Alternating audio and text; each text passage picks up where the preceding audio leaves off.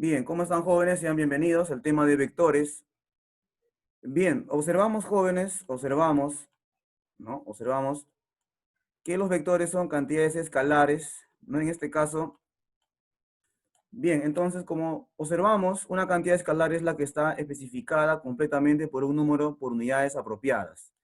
Una cantidad escalar solo tiene magnitud y no dirección, a diferencia de las cantidades vectoriales, ¿verdad? Que ustedes seguramente ya conocen las cantidades.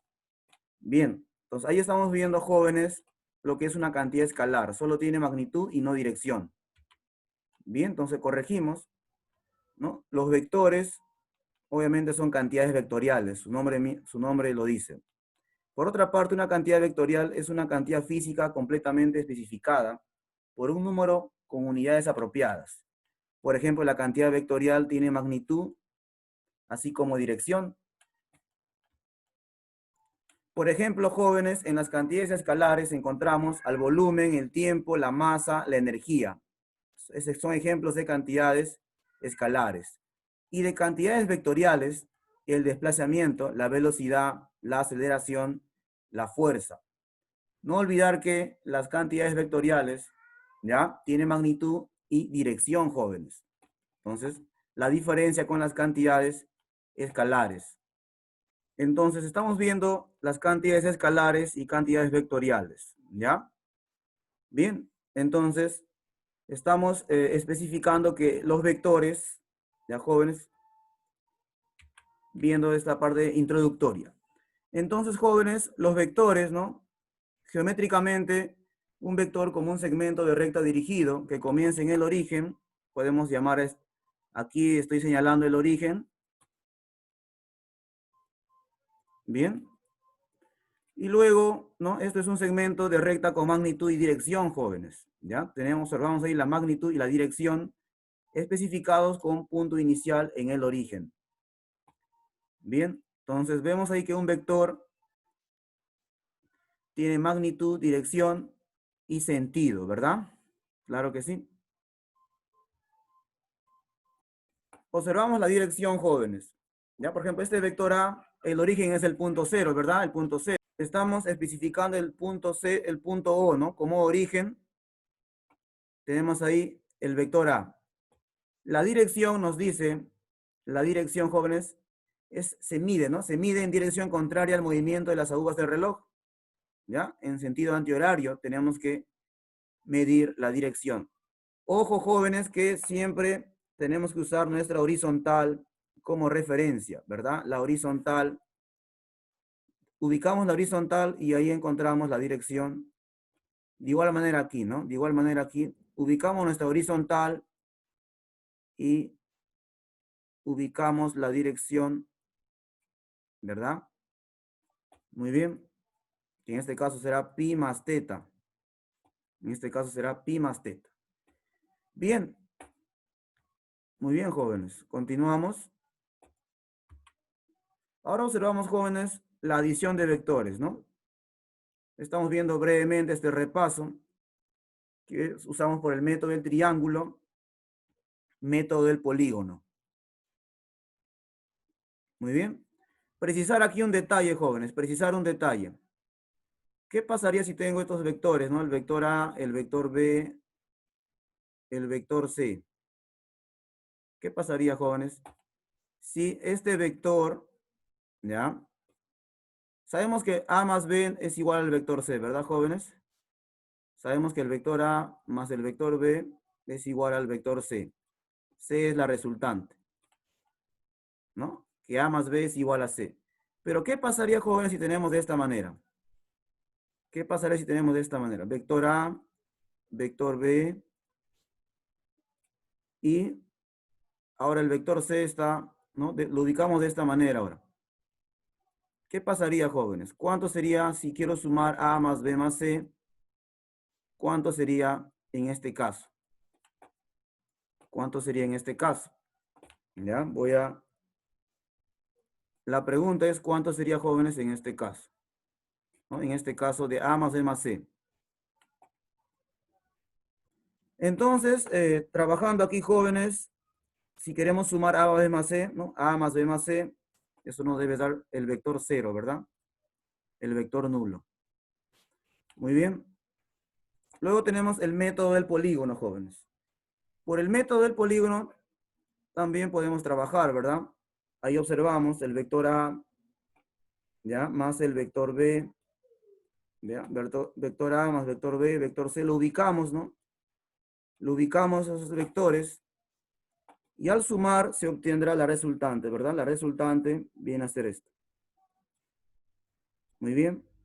Vamos a ver un caso del método del polígono que también es un caso, hay que tener cuidado. Aquí, jóvenes, ¿ya? Hay que tener cuidado aquí cuando sumamos como hemos realizado el ejemplo anterior, ¿verdad? A más B más C. Esto nos da la resultante 0, ¿no? Y el módulo de 0 obviamente será 0, ¿no? Bien. Continuamos. Ahora tenemos por el método del polígono, jóvenes. Por el método del polígono, vemos que al sumar A más B más C más D, ¿no? La resultante total de estos vectores nos va a dar 0, ¿verdad? Entonces ya tenemos una idea de cuándo la resultante va a ser nula. ¿Ya? Muy bien, continuamos. Ahora vemos, jóvenes, el método del paralelogramo. ¿Ya? Geométricamente, definimos el vector suma como sigue, ¿verdad? En el plano que contiene los vectores A y B, vemos ahí el vector A y B. ¿Ya? Observamos el vector A y B. Formemos el paralelogramo, ¿no? Que tiene como lado el vector A y el vector B, ¿no? El lado adyacente a A sería B.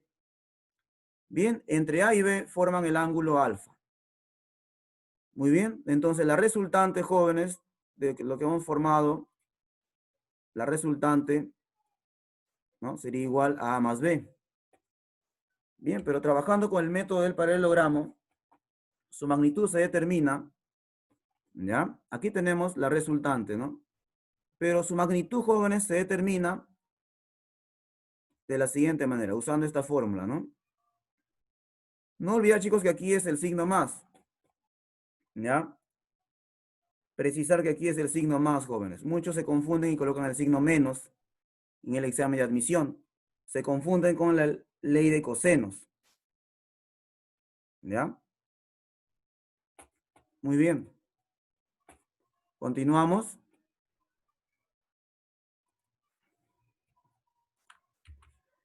Bien, chicos, ahora observamos, hay que tener cuidado, ¿no? Esa resultante, ¿ya? En la magnitud del módulo de la resultante, jóvenes, esa magnitud del módulo de la resultante cumple la siguiente desigualdad. ¿Ya? Esta desigualdad es importante para poder trabajar, jóvenes. ¿Ya? Esa resultante es mayor o igual que la resultante mínima y menor o igual que la resultante máxima. Muy bien, los casos particulares, por ejemplo, cuando alfa es 0, ¿no? Cuando alfa es 0, ¿qué sucede, jóvenes? Podemos analizar cuando alfa es 0. Vamos a analizar cuando alfa es 0. ¿Quién sabe el coseno de 60 grados cuánto es, jóvenes? ¿Quién sabe cuánto es el coseno de 60 grados? Cuando alfa es 0 grados, vamos a analizar. El coseno de 0 grados, sabemos que es, jóvenes, 1, ¿verdad? Claro que sí. No te debes olvidar en el examen de admisión, ¿no? Tienes que hacer tu CT. ¿Ya? Aproximadamente tu CT, ¿verdad? Y ubicas aquí a 0 grados. Ubicas a 0 grados. Acuérdate que el coseno es paralela al eje X, ¿verdad? Ese es el coseno. Y ahí será la unidad, porque es una CT. En la CT sabemos que la radio es la unidad. Coseno de 0 será 1. Muy bien, jóvenes. Entonces, ahí podemos observar que la resultante va a ser cuando el coseno de alfa, coseno es 0, esto va a ser 1. ¿Cuánto será, jóvenes, la resultante? Muy bien, entonces, cuando alfa es 0 grados, sería el coseno de alfa, coseno de 0 sería 1. Y la resultante sería, en este caso, ¿no? La resultante sería A más B. La suma de ambos vectores. Y así podemos analizar cuando alfa es 60 grados, 30 grados, cuando alfa es 90 grados. Bien. Ahora veamos, jóvenes, los cosenos directores, ¿no? Observamos aquí, entre estos ángulos, en 3D, ya jóvenes, observamos, vamos a ver, ¿no? El ángulo alfa entre el eje X y el eje Z. En este caso tenemos el ángulo teta, que es entre el vector A, ¿no? Y el eje Z, y el vector beta, que es entre el vector A y el eje Y. Muy bien. Bien, ahí tenemos los cosenos directores que al elevar al cuadrado, ¿ya? Al elevar al cuadrado, jóvenes, nos da la unidad, ¿ya? A veces viene en el examen de admisión. Muy bien. El ángulo alfa, jóvenes, aquí como observamos su pantalla, ¿ya? El ángulo alfa tiene que ser hasta el vector A, ya no te vayas a olvidar.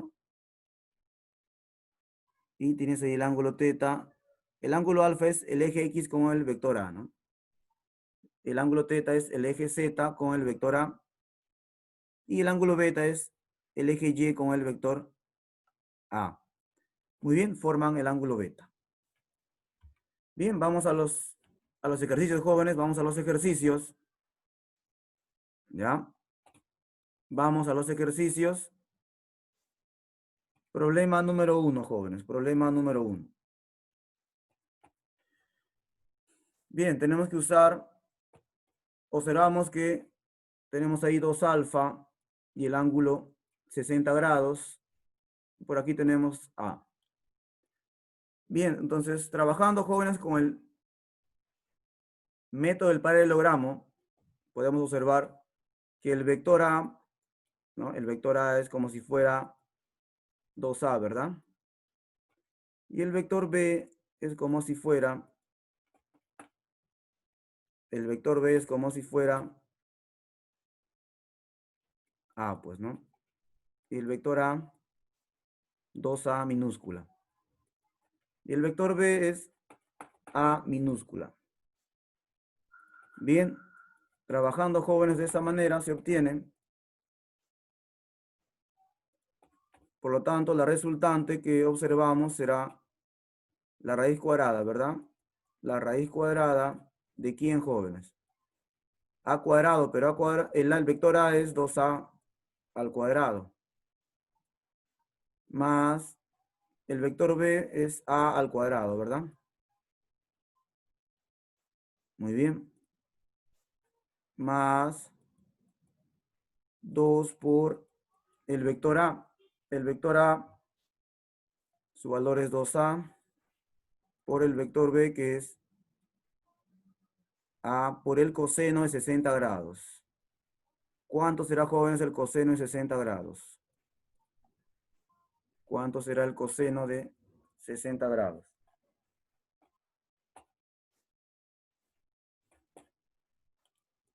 Muy bien, trabajando aquí tendríamos,